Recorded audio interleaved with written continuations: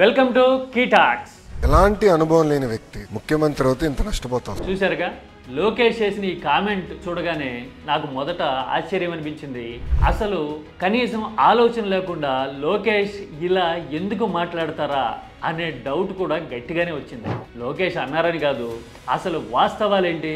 ముఖ్యమంత్రిగానో నాయకుడిగానో రాష్ట్రాన్ని నడిపించాలి అంటే అనుభవం ఉండాలి అంటున్న లోకేష్ మాటల్లో హాలోనెస్ తెలిస్తే కనుక మనకి చాలా విషయాలు అర్థమవుతాయి. ప్రెజెంట్ రాజకీయాలే కాదు, మనకి ఆల్టర్నేటివ్ ఎలా ఉండొచ్చు అనే థాట్ కూడా వచ్చి తీరుతుంది. This is key talk.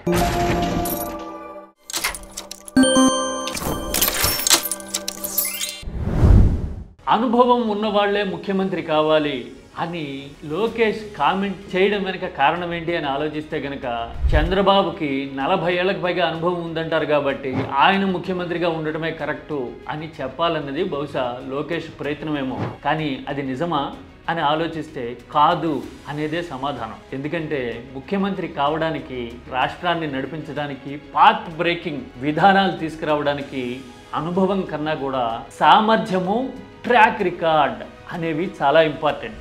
Yes, track record అనే మాట ఎందుకు వాడుతున్నానంటే, ఒకసారి హిస్టరీ తిరిగేస్తే మనకి 4-5 బలమైన ఎగ్జాంపుల్స్ కనపడతాయి. మొదట ఏపీ అనుభవాలు చూద్దాం. ఏపీ ముఖ్యమంత్రుల్లో అత్యంత ప్రజాదరణ కలిగిన నాయకుడిగా ముద్ర వేయడమే కాదు, తనదైన విధానాలతో ఎప్పటికీ గుర్తుండిపోయిన వైఎస్ఆర్కి మంత్రిగా గడించిన అనుభవం కంటే కూడా అపోజిషన్ లీడర్గా, విపక్షాన్ని నిర్మించిన నాయకుడిగా వచ్చిన అనుభవమే రాజకీయంలో ఎంతో అక్కరకొచ్చింది. రాష్ట్ర పరిస్థితుల మీద, రాజకీయాల మీద, జనం అవసరాల మీద, అన్నిటికీ మించి ప్రజా నాడి మీద ఆయనకు వచ్చిన గ్రిప్ అనేది అధికారంలోకి వచ్చిన తర్వాత విధానాల రూపకల్పనకి, నాయకుడిగా ముద్ర వేయడానికి ఉపయోగపడింది. అవునా కదా?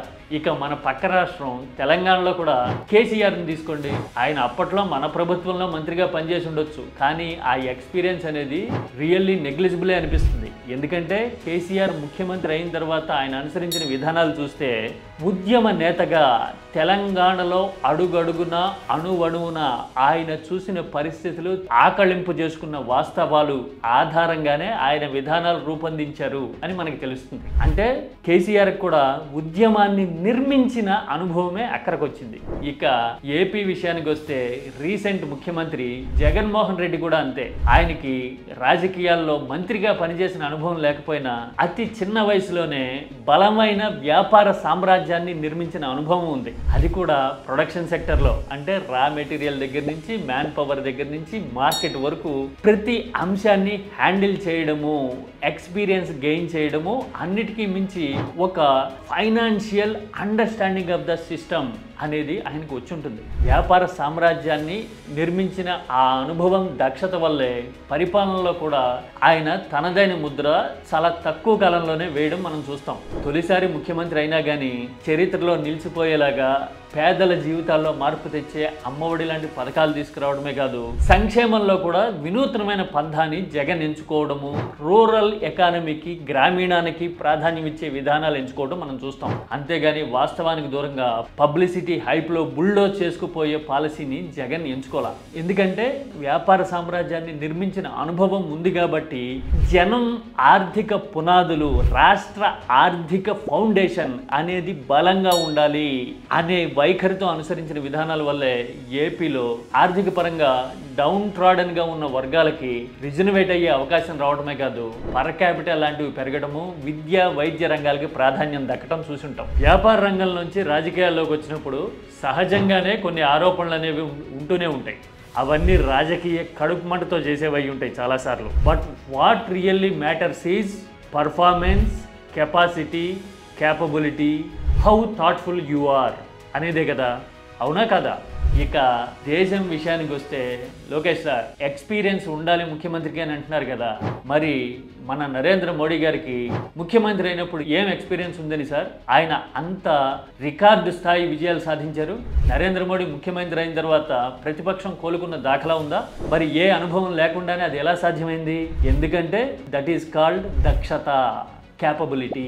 రాజకీయ అండర్స్టాండింగ్ ఉండి దక్షత సామర్థ్యం ఉంటే రాజకీయ అనుభవం అనేది పెద్ద విషయం కాదు అనే పాయింట్ ని నరేంద్ర మోడీ అనుభవం ప్రూవ్ చేసి ఉంటుంది. అంతకుముందు దేశానికి ప్రధాని అయిన రాజీవ్ గాంధీ విషయంలో కూడా ఇదే వాస్తవం. పైలట్ గా ఉన్న రాజు నేరుగా వచ్చి ప్రధాని కుర్చీలో కూర్చున్నా గానీ ప్రీ లిబరలైజేషన్ ఎరాని ఆయన నడిపించిన తీరు గాని, టెక్నాలజీని, కంప్యూటింగ్ ని, మొబైల్ రివల్యూషన్ కి కావాల్సిన సిచ్యువేషన్స్ ని ఆయన క్రియేట్ చేసిన తీరు గాని ఎవరైనా మర్చిపోగలమా?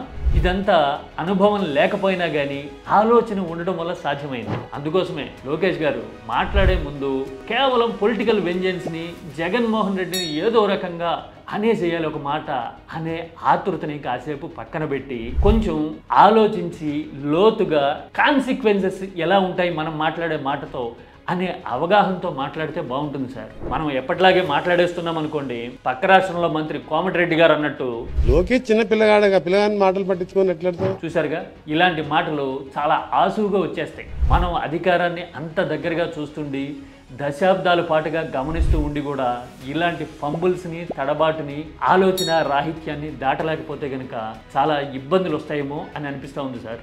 As a well wisher I'm telling you this is key talks.